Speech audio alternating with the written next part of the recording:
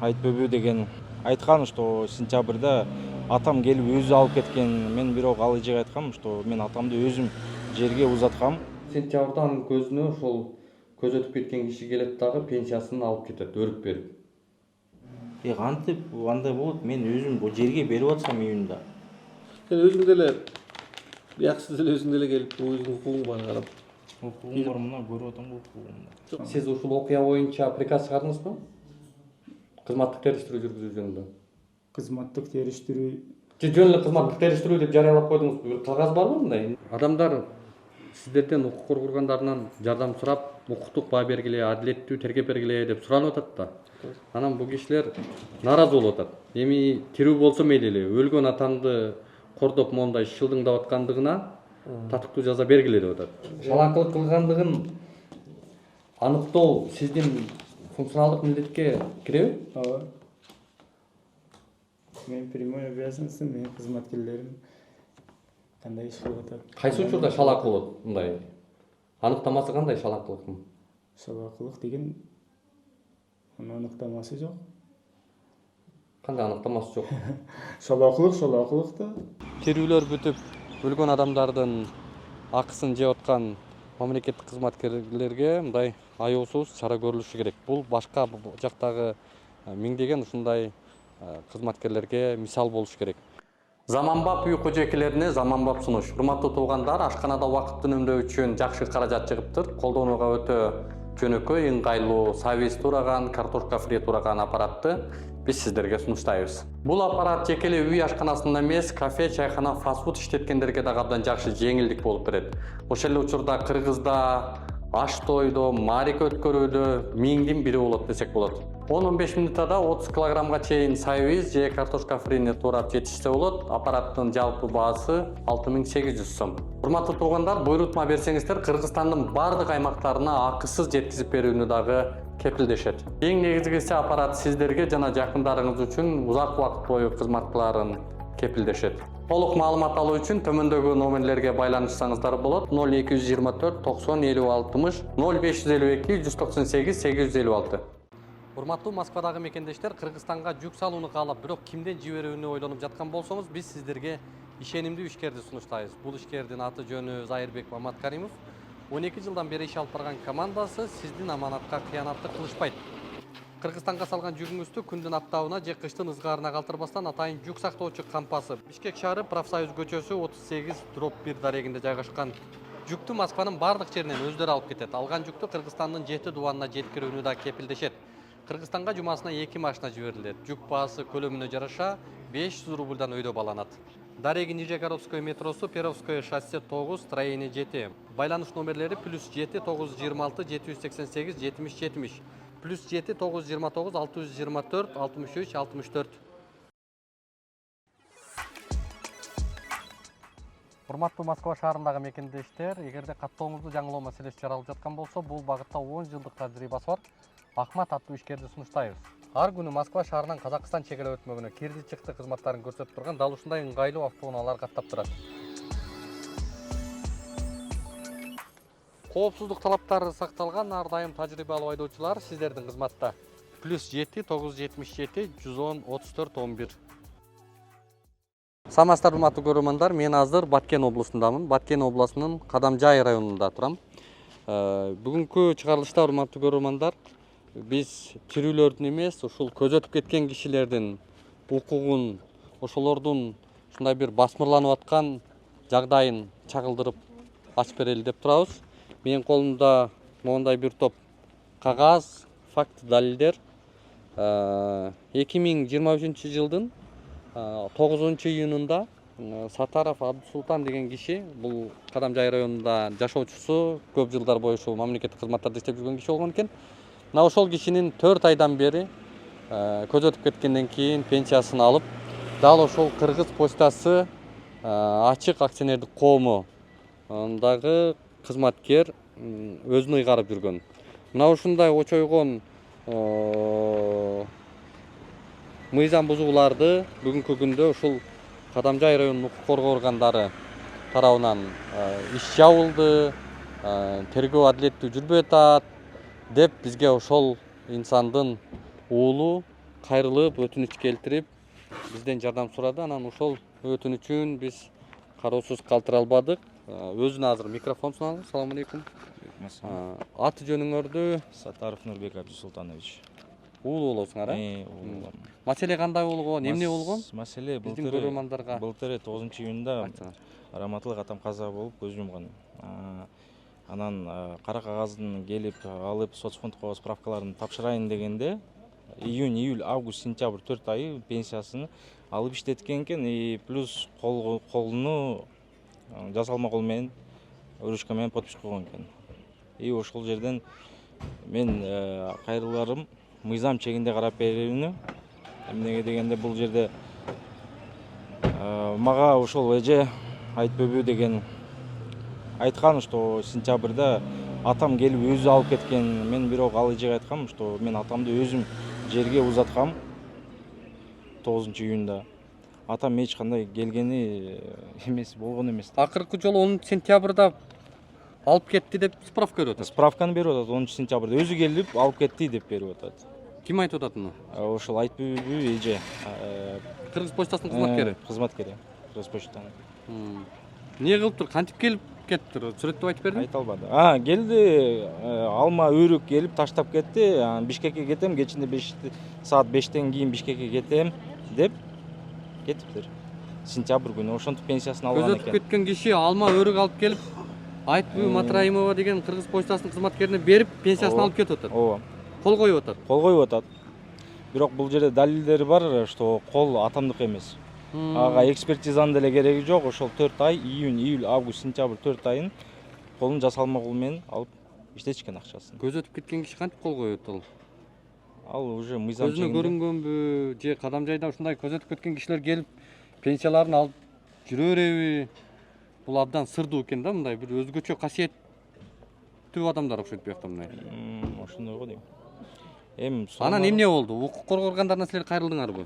Кайрылдык. Укук коргоо органына. Кимге кайрылдың? РОВД Кадам Жайын районуна. Эмне чечим чыкты? Мен Бишкекте болгонуман эме кылганмам. Мага чалып айтышкан, ошол келип туруп, чечимин келип алып кет деген. 24-чү же 25 апрелде.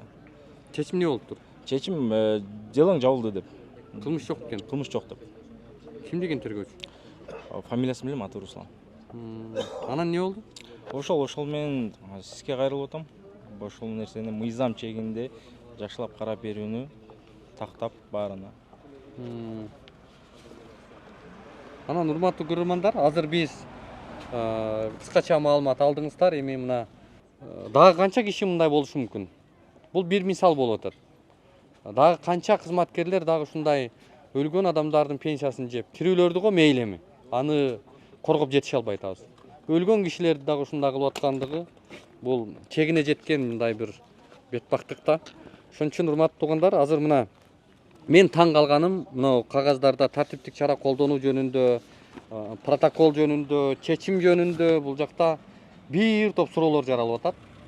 Дал ушул Кыргыз почтасы ачык акционердик коомунун жетекчиси өзү сот экен, өзү прокурор экен, өзү тергөөчү экен, өзү мындай бир укуктук бааларды берип, мындайча айтканда кызмат абалы эбегейсиз чоң экен да. Ошон үчүн ал кайсы мыйзамга, кайсы нормага таянып ушундай бир чечимдерди чыгарып иштеп атат. Азыр сиздерге да түшүнүктүү болот. Ичине кирип деталдуу суроолорубузду беребиз, маалымат алабыз, анан жообун угабыз. Аны сиздер өзүңүздөр баалап пикириңиздерди айтасыздар. Жүрүңүздөр келели.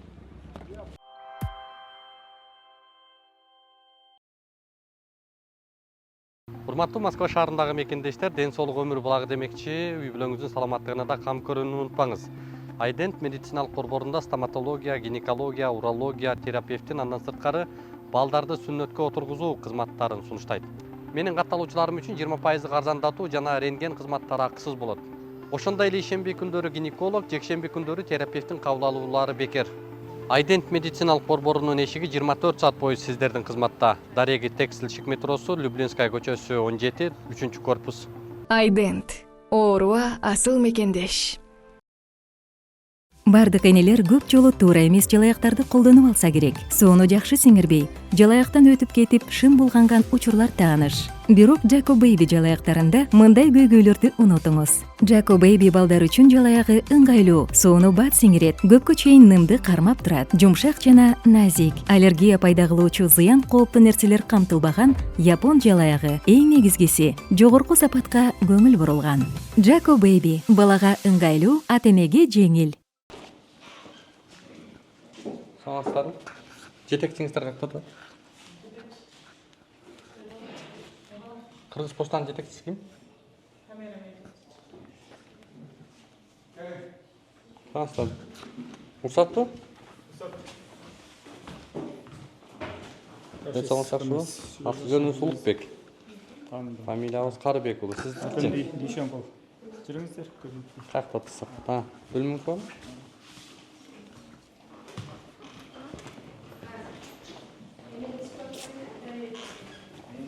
Каяқта отурасыз? Бул жакта.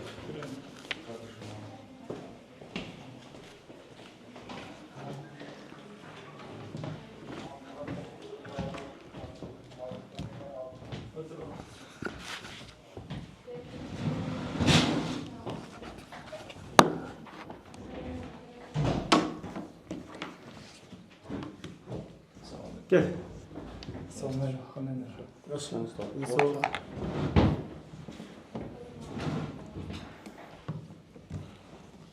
Дагы бир жолу саламатсызбы? Саламатчылык. Сиздин аты-жөнүңүз, толук кызматыңыз? Атым Садыков Дүйшөнкул Дарманович, ошол Кадамжай райондук филиалынын башкаруучусу болуп иштейм.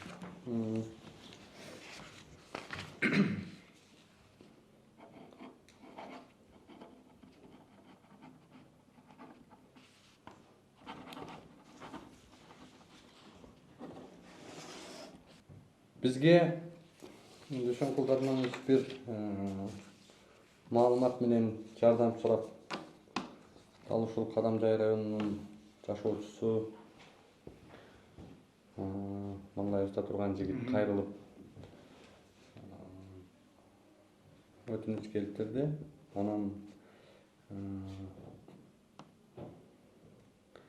кайрылуусун жерде калтыра алган жокпуз.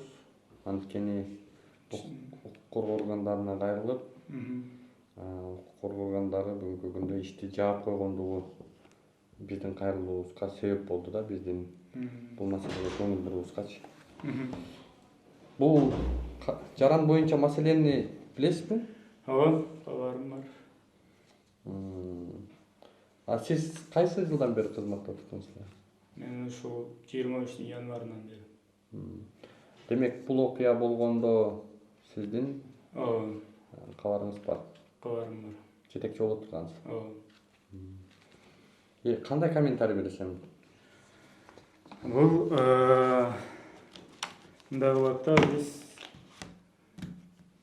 соцфонддун акчасын алып пенсионерлерге жеткизебиз. Бул биздин кызматыбыз. Келишим боюнча жеткизебиз. Анан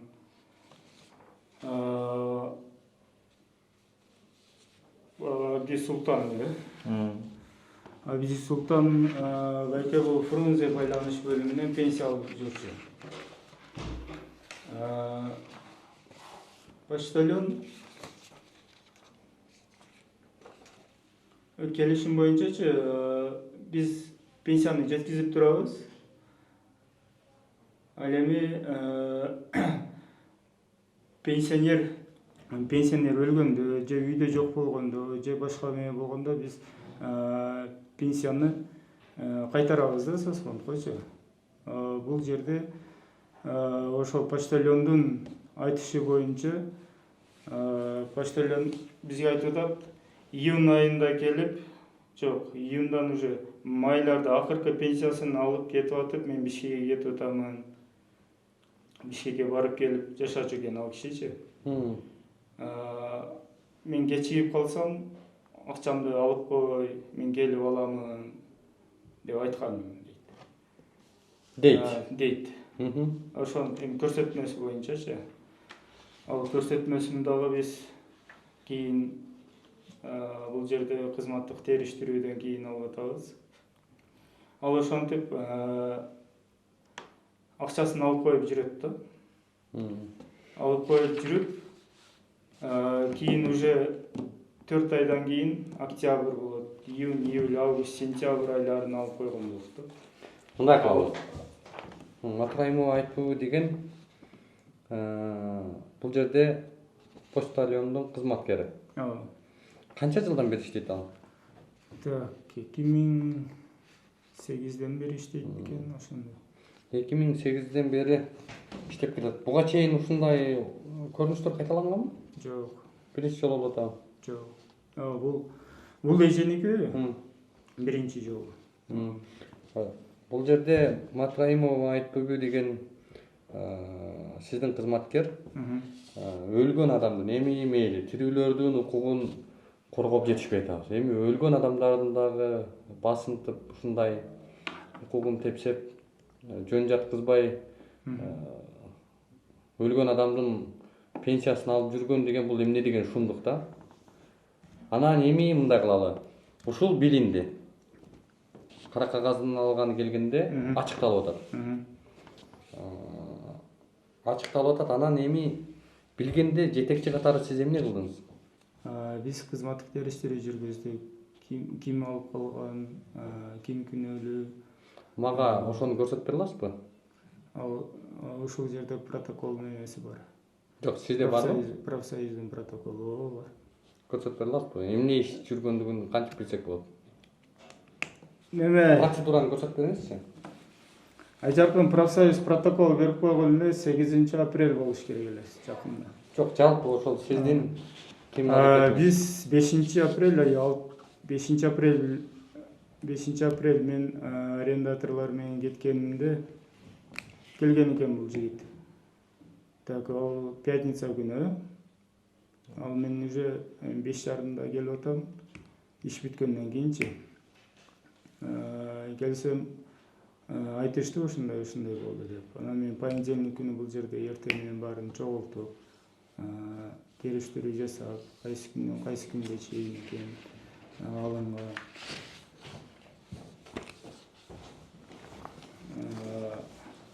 8-inde бул жерде протокол. Жок, негизи ушундай көрүнүш болду. Мыйзам боюнча сиз эмне кылышыңыз керек?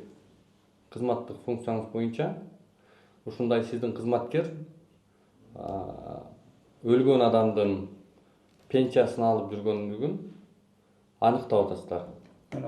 Жетекчи катары сиздин мыйзамда көрсөтүлгөн милдетиңиз кандай? Эмгек кодексиге ылайык мен чара колдонушум керек.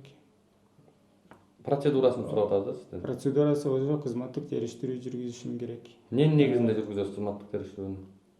Өзүмдүн функционалдык милдетиме байланыштуу. Сиз ушул окуя боюнча приказ чыгардыңызбы?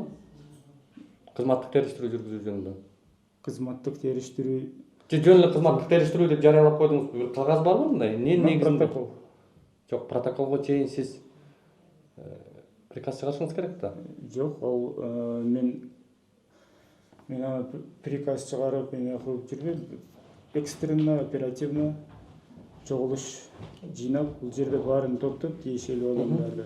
Мына протокол түзүп, Протокол көрөт. Көрсөтүлгөн протокол. Ооба. Номер 4 протоколу. Кадамжай шаары. Ооба. Чогулушка катышкандар: Кадамжай районунун филиалынын башчысы Садыков Гапаров, профсоюздун мүчөлөрүнүн жалпы эмгек жамааты Убайдуллаева, катчы Убайдуллаева экен. Үчөөңүздөр протокол түзүпсүздөр. Жыйын өткөзүпсүздөр, И кызматкерлер. Жокко бuyakta кызматкерлериңиз? Сөзгө чыккан Гапаров 24-5 апрелинде Сатаров Абдусултан аттуу жарандын уулу атасы акыркы жолу качан пенсия алгандыгы тууралуу справка жазып берүүнү кайрылган. Справка жазуу үчүн архивден 10-сентябрда пенсия алганы тууралуу справканы жазып берилди. 10-сентябрда кантип алып кетти? 10 сентябрда кантип алып кеткенин билбейсиң да, ал биз Сизге эмне деп айтты мына айтсаңыз? Өзү баручиня келип алып кеткен деген колуман. Бишкекке кечинде жолго чыгам. Мен сага өрүк деген сөздөр болгон. Алып келип берейин Бишкекте. Кечинде саат 5-те жолго чыгам Бишкекке деп, ошентип алыптыр сентябрда. Бул 4 айдан кийин өлгөн киши кантип келип алып кетти? Муну көрсөтмөнү ким берип атат? Ошентип? көрсөтмөнү ошол почтальон берип атат. Ким деген берип атат? Матраимова. Матраимова деген кызматкериңиз 10 сентябрда пенсия алгандыгы тууралуу справка жазып берилди деп атат. Анан ошол кантип келиптир? Ал өзү кызматкериңизден сурадыңызбы? Өлгөн адам кантип келди деп? Көзүнө көрүндүбү же кандай? Ал түшүнүктүү эле болуп турбайбы? Ал өлгөн адам кантип келип алат? Эмнеге анан өлгөн адам келип өрүк берип бизге анан пенсиясын алып кетти деп айтып атат? Ошол кызматтык башында ошондой көрсөтмө берип аткан да. Кийин өзү мойнуна алып, өзү төлөдү. Жо, ал мындай акыл эси орунда эле кызматкер да? Ооба. Эч кандай медициналык жанагындай Жок, чечимдер жок. жок. Анан кантип сентябрда 10 сентябрда анын көзүнө ошол көз өтүп кеткен киши келет дагы пенсиясын алып кетет, өрүк берип. Ишендиңиздерби ага? Ишенбеген үчүн ал өзү кийин мойнуна алып, акчаны ордуна коюп берди. Кызматтык териштирүүдө менин инициативам боюнча жумуштан кетирем деп эме кылгам. Бирок коллективден суранып, бул жерде эле отуруп алып, эме кылгандан анан тартиптик чара колдонуу үчүн Номер 4 протоколун аткаруу жана Кыргыз Республикасынын социалдык фондунун пенсия төлөмдөрүн жиректөө боюнча түзүлгөн келишимдин шарттарын кынтыксыз аткаруу максатында буйрук кылам. Кыргыз Республикасынын Кадымды райондук филиалынын Жидек башкы бөлүм башчысы Айтбек Матраимовага 23 жыл ичинде Фрунзе байланыш бөлүмүнүн башчысы кызматтын милдетин аткарып турган убакта кызматтык милдетине шалакылык мамиле кылганына жана пенсия төлөмдөрүн төлөөдө келишим шарттарын одоно түрдө бузгандыгы үчүн сөгүш жарыялансын. Биринчи ушул абзац боюнча эле сүйлөшөлү. Айтбек Матраимованын шалакылык кылгандыгын ким аныктады? ушул жерде аныкталды. Кантип аныкталды? Чогулушта. Кантип аныкталды? Сурадым. Не болду? Эмнеге ал өлүп калгандан кийин төлөндү? Айтпайбы айтып атат Матраимова могул жерде. 10 сентябрда ал мага өрүк берип пенсиясын алып кеткен деп атат. Каза болгондон кийин 4 айдан кийин. Акыркы жолу сентябрда пенсиясын алып кетип атат деп атат. Пенсиясын алганда өрүк берип атат деп атат. Анан сиз могул жерде айтып атасыз шалакылык кылгандыгын. Шалакылыкты кайда көрүп атасыз бул жерде? Шалакылык кылган. Ал өзүнө ыйгарып алган. Шалакылык деген өзү мындай түшүнүгүн кандайча эсмелеп бере аласыз? Милдеттерин так аткарган эмес да. Шалакылык. Шалакылык дедим, шалакылык жок өз. Шалакылык кылгандыгын аныктоо сиздин функционалдык милдетке киреби? Ооба. Мен прямой обязанностьм, менин кызматкерлерим кандай иш кылып атат? Кайсы учурда шалак болот мындай? Аныктамасы кандай шалакылыктын? Шалакылык деген аныктамасы жок. Кандай аныктамасы жок? Шалакылык да. Аныктамасы кылган бар. эмес. Ишин кылган эмес? Ишин кылбай койсо шалакылык болот. Анан бул жерге азыр эмнеси бар дейм да. Прямой мааниси бар да, сиз сөгүш жарыялап атасыз ал кызматкергечи. Шалакылык кылгандыгы үчүн дейт. Ишине сөгүш жарыялансын деп атасыз. Толук окусаңыз. Мына. Дагы эмне деп турат? Кызматтык милдеттерине шалакы мамиле кылгандыгына жана пенсия төлөмдөрүн төлөөдө келишим шарттарын одоно түрдө бузгандыгы үчүн сөгүш жарыялансын. Ооба, келишимдин шарттарын бузуп атат. Сиз кызматкердин шалакы мамиле жасагандыгын аныктоо сиздин функционалдык милдетте көрсөтүлгөнбү? Сиз тергөөчүсүзбү же мындай шалакы кылгандыгын аныктап иштей турган? Мәселе тергөөчү. Бул менин милдетим да, мен кызматкерлерим кызматтык милдетин аткарып атабы, аткарбай жатабы? Аны мен карашым керек. Аны ким баа берет? Мен баа берем. Сиз өзүңүз баа берип, өзүңүз соттоп да жибересизби кандай? Эми бизде Кыргызстанда мындай мыйзамдуу мамлекетпиз да. Бизде укук коргоо органдары тергейт, сот органдары өкүм чыгарат. Шабызды. Соттун чечими барбы бул шалакылык кылгандыгын? Анан тергөөчүнүн токтомдору барбы? Мындай шалакы мамиле жасап коюптур бул деп. Жок, жөнүндө чыгарып атасыз.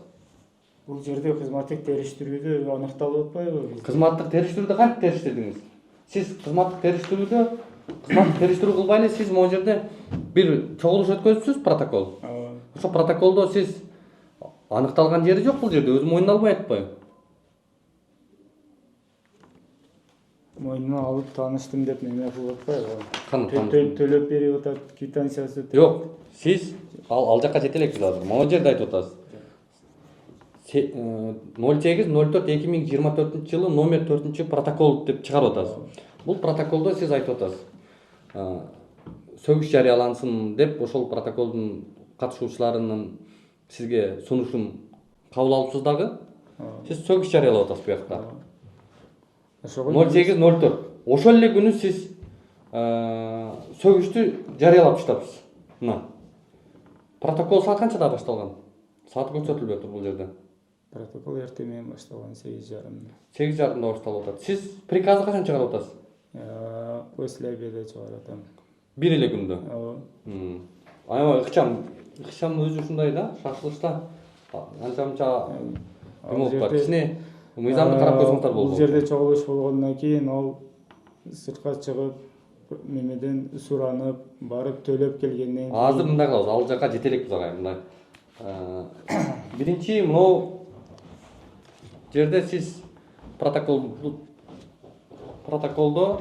сөгүш берилсин деп катышуучулар суранса, сиз могу жерде сөгүш жарыялап атасыз.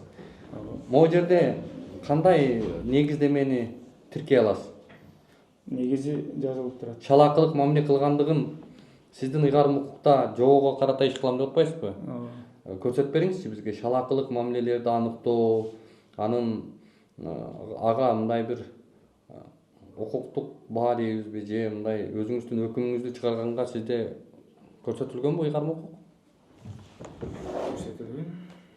Көрсөтүп бериңиз, шалакыларды аныктай турган сиз жобоңуз дагы.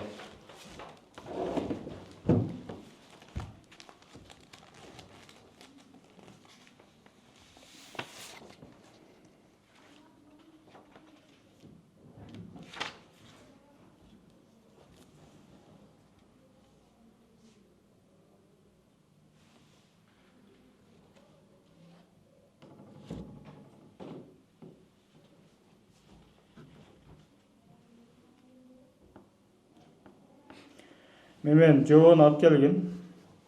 Айжаркын.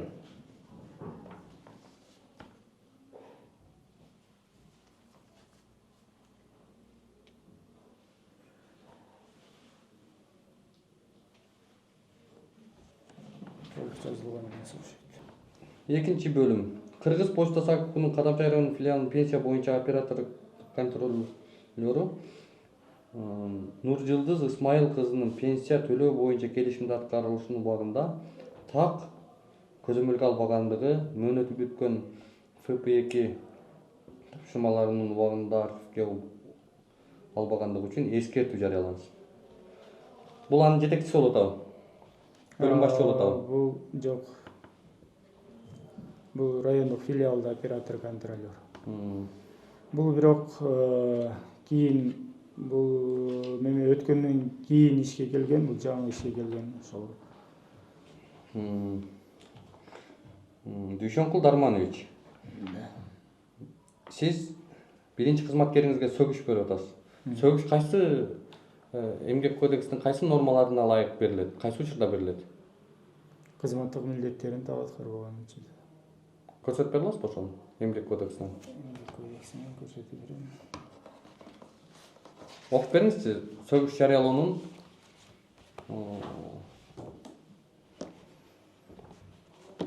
тартиби?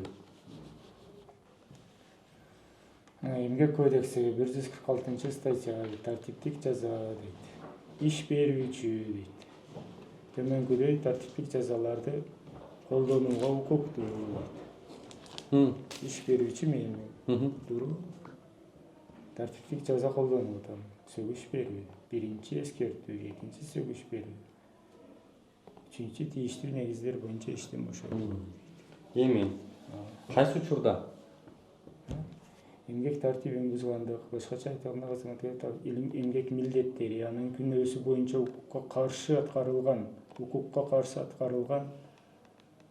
же тийиштүү түрдө аткарбагандыгы үчүн. Түшүндүңүзбү? Тийиштүү түрдө аткарбай атат.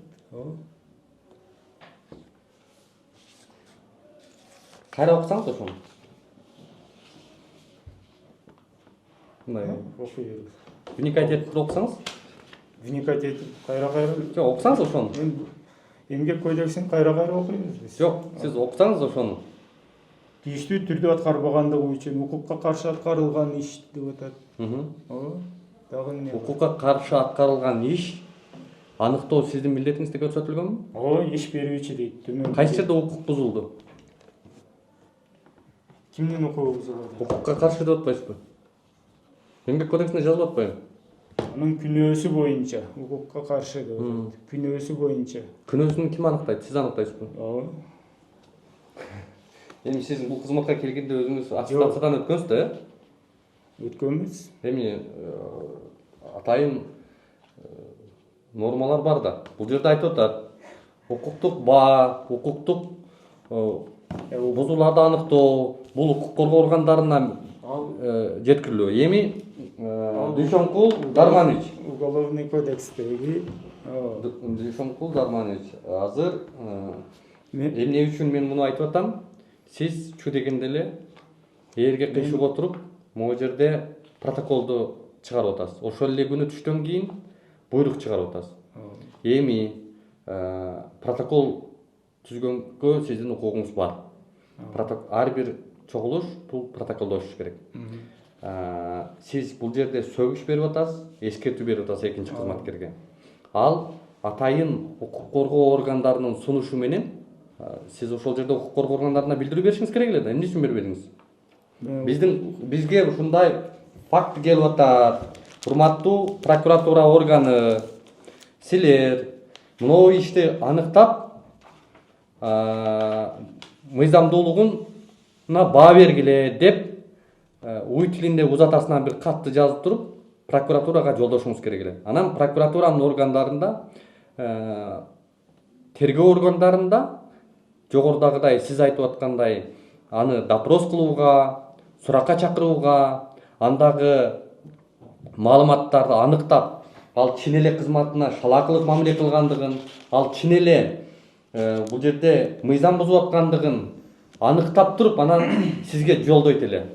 Дүйшөнкул Дарманович, сиз эмгек кодексине ылайык чараларды көрүүгө милдеттүүсүз деп туруп сизге жибериш керек эле. Анан сиз буга сөгүш эмес, буга кылмыш иши козголо турган көрүнүштү кылып атат.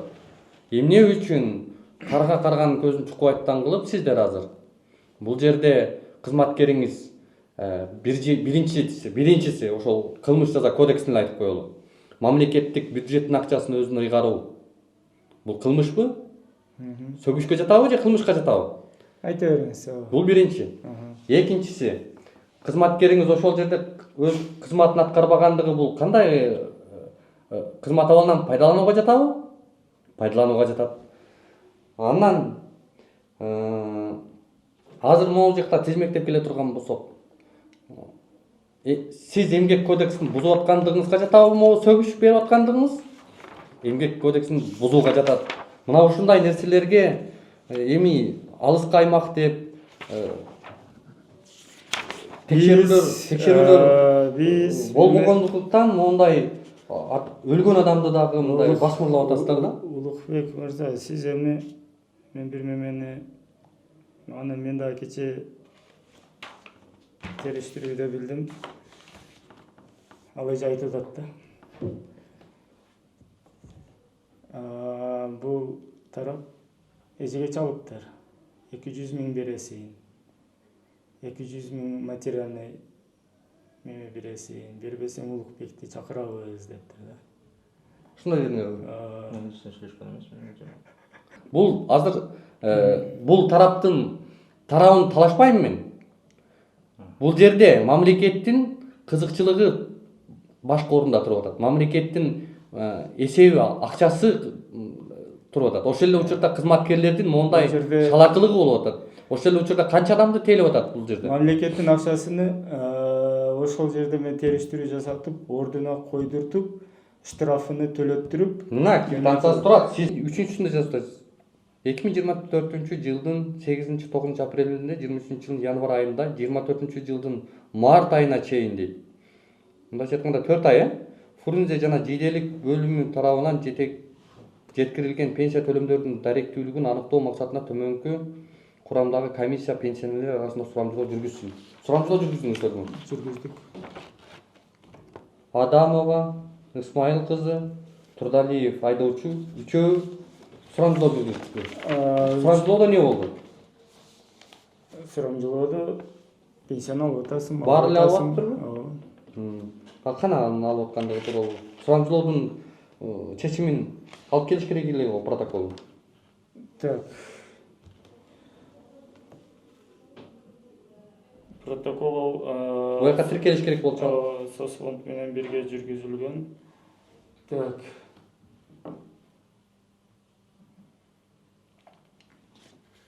Ошону көрсөтпеңизчи. Сурамжылоонун жыйынтыгы боюнча маалыматтын көчүрмөсү 23 жылдын 9 апрелинде саат 16:00 Калбай Кадамжай райондук социалдык фонд башкармалыгына берилсин дейт. Бул сизге саат 4-кө чейин бериш керек экен 9 апрелде. Алып Мен кылмыш Коюп кылдым, мына турган, акчаны төлөп атам деп акчаны төлөп атат. Мойнуна алып, деген акчаны төлөп атат. Эми ушуну сиз сөгүш берип жумуштан кетип ал приказын көрсөтүп бериңизчи. Өз ыктыяры менен кетип атабы? өз ыктыяры. Өз ыктыяры менен. Мынакей. Эмгек кодексине ылайык сиз кайсы учурда адам өз ыктыяры менен кетет? Мамлекеттик бюджеттин акчасын жеп очойтуп туруп. Анан мен аны жегендигим аны мына төлөп койдум деп туруп, төлөп туруп, мен кеттим эми жакшы кылгыла деп өзүнүн ыктыяры менен кетип калабы? Ал жерде айтып Неге өз ыктыяры менен кетти? Бул жерде статья менен кетиш керек эле. Коллективден суранып, коллектив бул жерде ыйлап келгенинен анан макул эми 2 жыл пенсияга калыптыр деп бул жерде адамгерчилик эле эмес. Бюджеттин акчасын өзүн ыйгарып атат деп атабыз. Ал жерде далилдесин эмдер. Ким? Укук коргоо. Мына эми өзүңүзгө келип атасыз. Далилденгенден кийин анан сиз кетиришиңиз керек болчу да. Сиз далилдегиле деп өзүңүз кайрылбасаңыз ким далилдейт аны? Бул жерде өзү арыз жазып, суранып, эме кылып атат. Туру. Кимден суранып атат? Бул жерде эме кыла турган эч неме жок да. Иштен кетти, жазасын алып атат, шерменде болуп атат. Ушунча 70 кызматкердин арасында. Бул жерде ал 5-чи вопрос. Биринчи кезекте мамлекеттин акчасын өзүн ыйгарып аткандыгы тууралуу кылмыш кылып атса, мыйзам бузуп атса, аны эмгек кодексинин нормаларына ылайык кетириш керекпи? Же эртең сиздин кызматкериңиз дагы бирөөсү Кадамжай боюнча пенсионерлердин пенсиясын жеп, анан кой эми урматтуу туугандар деп сизге келип ыйлап койсо, сиз анан адамгерчилик кылалы, кой анда өз ыктыярың менен кете бер деп туруп приказ чыгарып коесузбу? Өз ыктыяры менен кетиргенге. Мындай реальный менен сүйлөсөңөр. Бул реалдуу эле нерсе. Нерсе эмес да. Эртең дагы бир кызматкер чыгат, сизден чыкпаса, эртең Баткенден чыгат, башка жерден чыгат. Адамгерчилик менен кетсе болот турбайбы деп. Анда эмгек кодексин неге жазган да? Мамлекетте эмгек кодекси эмне үчүн иштейт анда? Эгерде адамгерчилик эле кылып койбойлубу анда?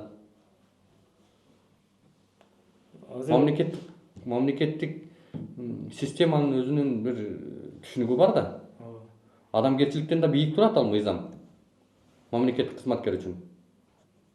мыйзам турат. Мыйзамга негиз. Мыйзамга ылайык кетпей атпайбы жумуштан? Укуктук баа берилбей атпайбы? Укуктуу баа берилип атпайбы? Ким берип атат аны? Укуктук баа кечээ мына суракка беришип аткан ошолор беришет. Прокуратура берет. Укуктук баа берилбейби? Сот берет. Не деди? Сиз айтып бериңизчи аны. Мага чалышып болду, дело жабылды деди. Анан кийин бул жака келдим, азыр чечимин алган. Чечимден келсин тергөө жана Руслан деген тергөөчү жок экен. Эмнеге мындай ишти жаап атат? Билбейм. Не себеп болуп атат? Билбейм, жеме жабылды деди. Чалып алып мага 24-апрелде чалган. Не ошончолук крышасы күчтүүбү ал? Ким экен? Билбейм аны. Ошон үчүн чечимин азыр алып келейин десем, тергөөчү жок экен жайында. Укук коргоогандары кылмыш жок деп иш жаап атып турмун, бу жака айтып атат. Кылмыш жок деп иш албайт. Ал сиз айткандай сунуш берилет баары бир. Мага сунуш берилет. Тийиштүү операторлорго сунуш берилет. Жок, бул жака айтып Мага атпайбы? чалып өздөрү айтышты. Чечимди келип алып кет деген. Чечим чыкты деди. Не болду десем, сенин делоң жоюлду деди. Жабылды деди. Сиз коргогон жоксузбу? Сиз коргогон жоксузбу аны? Мен аны эмнеге коргойм? Жок эми Мен ошойтуп былчыйтып мыйзамды бузуп кетип атса, сиз кой эми адамгерчилик кылалы деп кетирип коюп атсаңыз, аны коргогон башка дагы кандай коргош керек аны? Неге коргойбуз? Азыр биз 70 кызматкердин 1 жылдык эмгегин, мисалы 23-жылы Кадамжайский районный филиал лучший филиал болуп, бардык көрсөткүчтөр боюнча. Ошону кечээ эле айтып атса, бүгүн монтип биздин шермендебиз чыгарып атат. Биз аны эмнеге коргойбуз? Айтсаңыз. Сиз коргогонуңуз кагазда далилденип атпайбы? Эмгек кодексине ылайык жумуштан албасаңар, укук коргоо органдарына баа бергиле деп кайрылбасаңар, бул өзү барып жазып аттыр укук коргоо органдарына баа бергиле деп. Дагы кандай коргош керек аны? Аны эмнеге коргойбуз биз? Коргоп атпайсызбы? Кагазда корголуп атпайбы? Сиз коргосоңуз мындай кылышыңыз керек болчу. Сиз жетекчи катары сиздин функцияңызда прокуратурага беришиңиз керек эле, баа бергиле, укук коргоо органдарына тергегиле деп беришиңиз керек эле. Ошолордун чечимин алып туруп, адамгерчилигиңди жыйыштырып тур деп туруп, ошолордун чечиминин негизинде сиз жумуштан алышыңыз керек эле. Ал алып койгон акчасын төлөп атат. Андан кийин соцфонд Ал и так төлөйт аны. Сиз ал где-то Айжаркын улукка барып сурачы, баягы актын алып келсин деп атам. Ошол эженин кылган нерсеси болду. Туруп адамга чын айтайын, мен жолдо кетип атканда ноокатка жеткенде өзү чалган. Атаң өзү сентябрда келип алып кетти дегенде өтө обидно болгон. Кантип андай болот, мен өзүм бул жерге берип атсам июнда. Анан кийин сентябрда өзү кол менен алып кетти, кечинде 5-ке мен Бишкекке кетем деп. Ошол жагы обидно болот. Эмнеге ошондо дагы айткам, орозодо эже алдабаңыз деп. 5-апрелде орозо болчу. Алдабаңыз, коюңуз десем, жок, мен ошондой бергем деп. 778. жок, сиз салып берсеңиз болбойбу? Байланышсаңыз. Сиздикин алат дейм. Çalsak çürüyen emir albayıp da.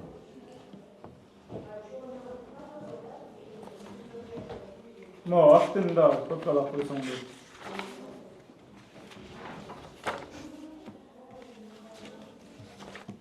Кандайсыз? Жакшысыз? Шүгүр жакшы. Сиз менен сүйлөшөлү дейт. Алло, саламатсызбы? Мен бул айтпы эже? Батыраймова. Эже сизге кезиксек болобу? Кезиксе болобу?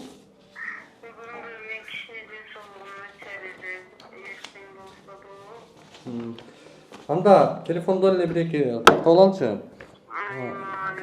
Так, айтып эже сиз бул жакта жанагы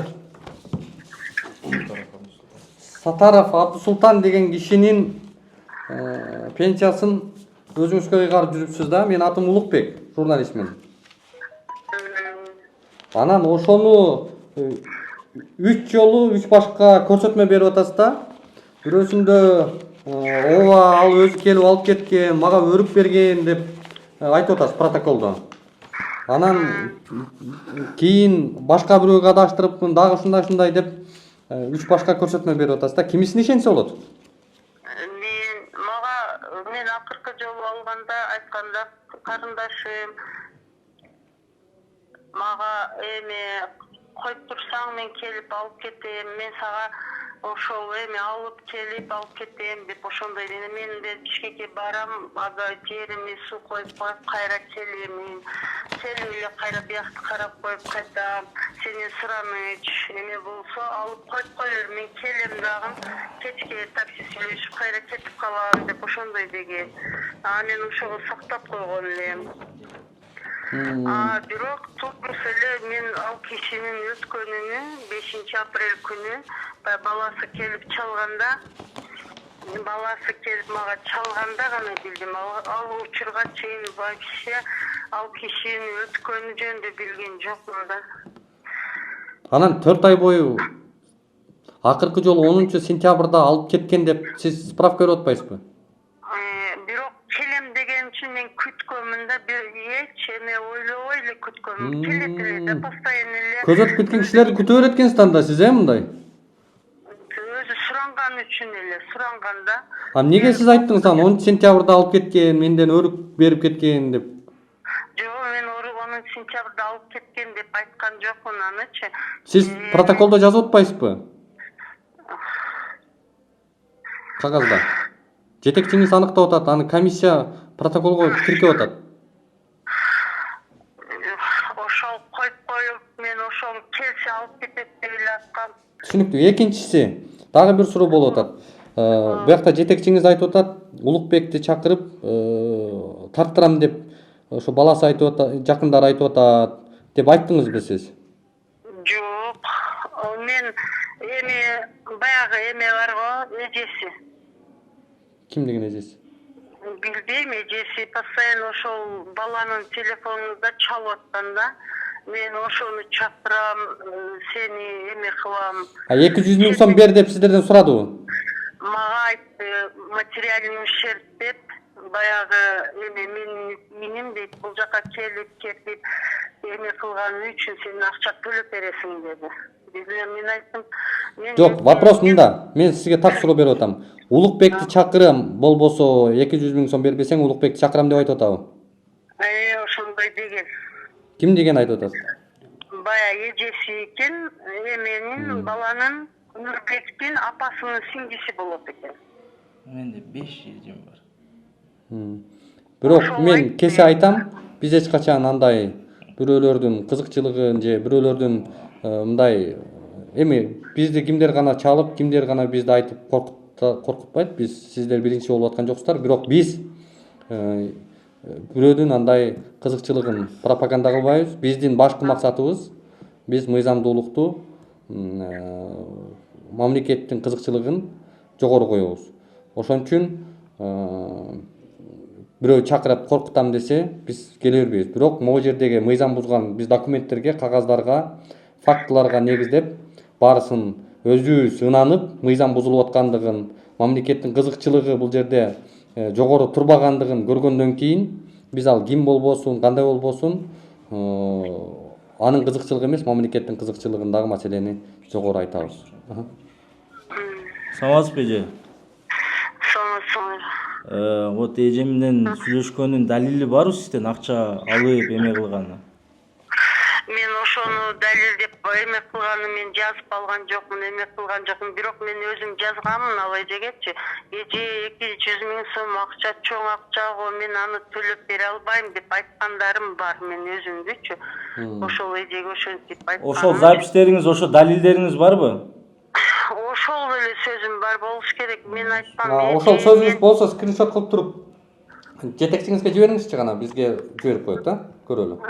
Кайсы номерден кимге жиберген, макулуңуз. Мен номерин жазып алыңыз, эгерде болгон болсо, ошол номер менен ошол переписканы жиберип койсун датасы менен. Алло. Да. Эже, сиз айткан акча 200 миң өтө чоң акча го. Мен ошону мен ошончо акчаны сизге төлөп бере албайм, эже. Мен өзүмдүн айлыгыма эле жашайм. Менин күйөөмдөн инвалид, бир колу жок. Эже, мен сизден суранам, өтө чоң сумма айтып атасыз го, 200 миң.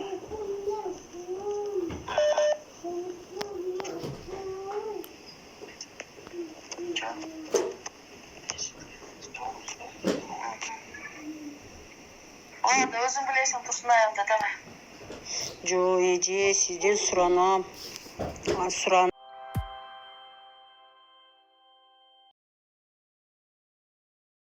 Урматтуу көрөрмандар, биз азыр Кадамжай районунун прокуратурасына келдик. Мына ушул жогорудагы окуя боюнча кандай прокуратуранын аракети, иши болуп атат, ошону тактап маалымат алганга аракет кылалы.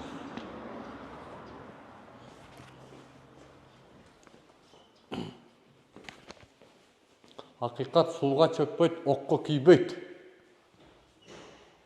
Соңуз жакшыбы?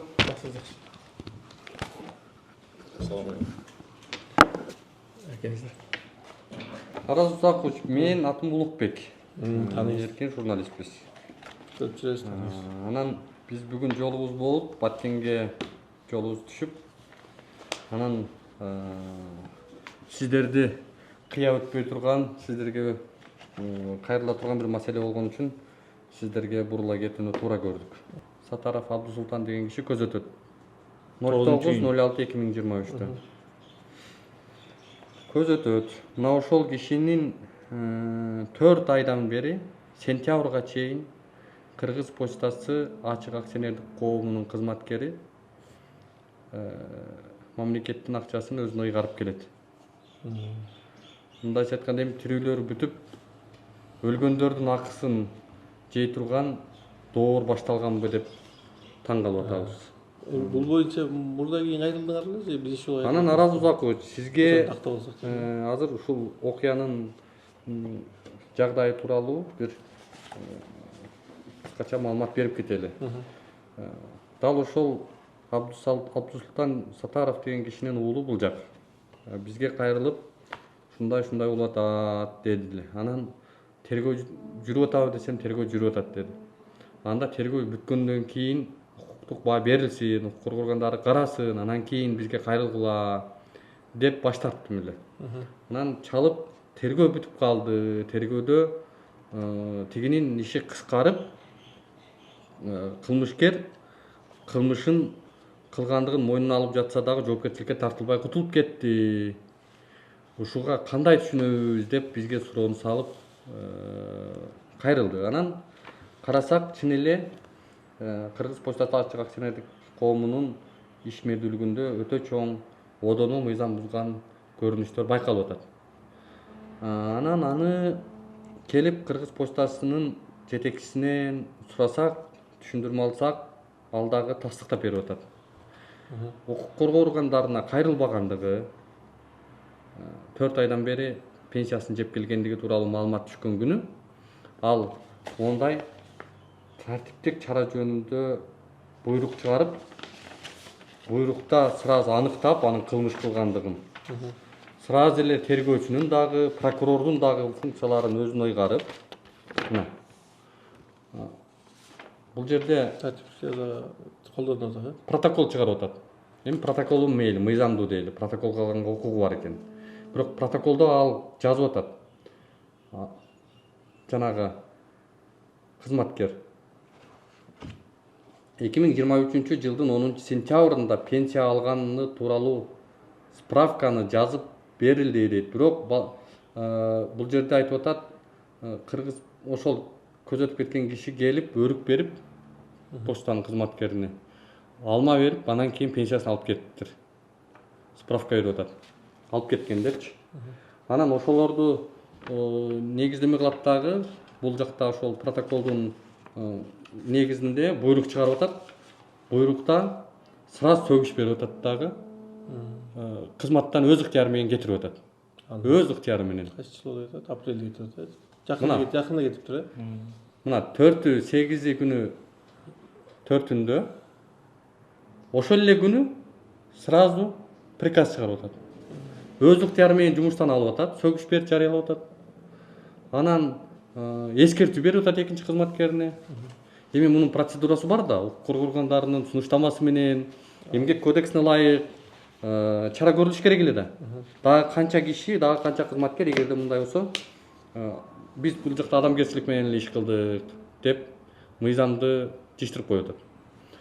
Мамлекеттин акчасы менен болот. Анан мамлекеттин акчасын ал айтып атат кызматкер. Мен кылмыш кылдым, ооба, мойнума алам, мыйзам буздум деп туруп, алган акчасын төлөп берип атат. Кайтарып берип атат акчасын. Араз Узакович, дегени мына адамдар сиздерден укук коргоо органдарынан жардам сурап, укуктук баа бергиле, адилеттүү тергеп бергиле деп суранып атат да. Анан бул кишилер нааразы болуп атат. Эми тирүү болсо мейли эле, өлгөн атамды кордоп моундай шылдыңдап аткандыгына татыктуу жаза бергиле деп атат. Бул жерде мындай жок, прокуратурага эмес, эмеге берген. Сиздерге жазат. Бизге заявление жок, пока. Ооба, азыр берет сиздерге. Мындай эле карап көргөндө да мындай. Кызмат абалынан пайдаланып атат. Мамлекеттин акчасын өзүнө ыйгарып атат. Жетекчилиги тарабынан кылмышты жаап жашырып атат. Прокуратурага маалымат бербей атат. Укук коргоо органдарына укуктук барып бергиле, карап бергиле, чара көрүп бергиле, мыйзамдуулугун аныктап бергиле деп маселени кайрылбай атат. Эмгек кодексин бузуп атат. Өз ыктыяры менен жумуштан алып атат. Буйрук, приказ, процедура, нормалар баарысы өзүм билем болуп атат. Анан анда прокуратуранын эмне кереги бар анда бул кадам жайга, эгерде Кыргыз почтасы баарысын өзү жайгарып кое турган болсо. Бул юридикалык баа бериптир да тергөөчү тарабынан негизи чындыгында. Же ошо тергөөчүнүн кабыл алган чечимин эле биз мыйзамдуулугун карап коелу. Ошо тергөөчү эмне үчүн бул жакта маалымат албай атат? Бул жакта фактылары бар экен. Өзү кол коюп атат. Жасалма кол коюу жөнүндө өзүнчө статьялар бар, беренелер бар. Өзү алып кетти деп туруп ошол адамдын атын сатып кол коюп берип атат 4 айдан бери. Түшүнүк катында 3 башка түшүнүк кат жазып берип атат. Анан ошондой көрүнүштөрдү көрүп туруп, акчаны төлөп коюп туруп эми кылмышты бар кете бер, жоопкерчиликке тартылбайсың деп коюшу бул мамлекеттик системага карата чоң бир кайдыгерлик да. Биз муну карап чыгабыз. Толугу менен карап чыгып силерге билдиребиз. Бизге деле сиз Отпускага кетип калыптыр бул Руслан. дагы жагдайлар бар деп атпайсыңбы? Ошо жагдайларды кошуп жазып бериңиз, баарын карап чыгабыз. Азыркы моменттерде Биздин эми өзүбүздүн жумушубуз милдетибиз. Сен өзүң деле бияқсыз деле өзүң деле келип өзүңдүн укугуң бар карап. Укугум бар мына көрүп атам укугумду. Жок, мага бизге лично келген Жок, жоксуң. мен например мисалы 24-түндө мына бүттү, болду, жоюлду, сенин жумушуң бүттү, делоң жабылды дейт. Эмне болду десем, болду, жабылды, жоюлду жумушуң. Эмне кылам? Кайрылам да. Жок, бизге кайрыла бербейсиң. Жок, эме кылып ошондой уже итог чыкпады да, туурабы? Ушунча шалакылык мен аларга полный доказательствоны бергем. Подделка документов, подписи, сүрөтү бар. Эми тергөөчү кабыл алынган чечимге нааразы болсо прокуратурага келет да. Жок, мага чалган жок, например, тергөөчү. Мындай болуп атат, сен эмне дейсиң? Эмнелериң бар, далилдей турган деп чалып же чакырат, туурабы? Мага эч ким чалган дагы жок, чакырган дагы жок. Хорошо, Улук мырза, түшүндүк. Биз азыр кыскача жазып бердик, ошол негизинде карап бүт баарын алып силерге кат жүзүндө болобу же кандай болот билдиребиз. кат жүзүндө кандай жыйынтык чыгат, ошонун жыйынтыгындагы Телефондорду алышабыз. жарыялап коюлган да. Арызды сиз жазып коесуздар. Мына. Ушул жума 3 күн ичинде карап, тез арада ичинде карап, силерге мыйзамдуулугун карап Мейли, жакшы туруңуздар анда. Мейли, сейгилик. Макул, жакшы туруңуздар. Өзүң бияқта турасыңбы? Урматтуу көрөрмандар, мына өзүңүздөргө болгондой Кадам Жай районунун прокурору өзү 3 күндүн ичинде бул иш боюнча кайрадан карап, укуктук баа берип, сиздер менен тааныштырабыз, мыйзамдуулугун карап беребиз деп атат. Ошонун жыйынтыгында буюрса сиздерге көрсөткөнгө, сиздерге тааныштырганга аракет кылабыз. Бул сөз менен эми урматтуу көрөрмандар, мына тирүүлөр бүтүп өлгөн адамдардын акысын жеп аткан мамлекеттик кызматкерлерге мындай аяусуз чара көрүлүшү керек. Бул башка жактагы миңдеген ушундай кызматкерлерге мисал болуш керек. Мына ушул сөз менен жыйынтыктайбыз. Биздин баракчага, биздин берүүлөргө пикир жазыңыздар, катталыңыздар, анан башкалар менен бөлүшүңүздөр. Буюрса дагы биз мындан ары ушул мамлекеттин, элдин кызыкчылыгына байланышкан маселелерди чагылдырып айтып турабыз.